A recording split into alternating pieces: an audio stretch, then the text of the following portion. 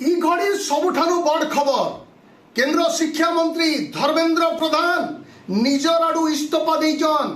बंधुगण जेन चलीथिला घनघोर आंदोलन छात्र मानकर कॉकरोच जनता पार्टीर आह्वान क्रमे जेन आंदोलन चलीथिला जेन थिर लगी सोनम वांगचुक महान परिवेशविद वैज्ञानिक इंजीनियर धारणार बसथिले अनशन करथिले दीर्घ 26 दिन तक।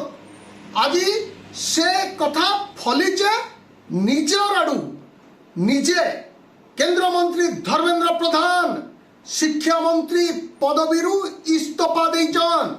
आउ ई घटना सारा देश रे चिन चर्चार विषय। शेष रे सरकार मुंड झुकाले छात्र मानकर आंदोलन रे छात्र मानकर दाबी रे मुंड झुकैचे सरकार। वर्तमान सबु दिगरु देखबार लगी गले सरकार मुंड झुकाला बेलके निजर आड़ू इस्तफा देइछन। केंद्र शिक्षा मंत्री धर्मेंद्र प्रधान कर इस्तफा केन दिगरे काण प्रभाव पकावा आगामी दिन रे ठीक असल कथा कहबा।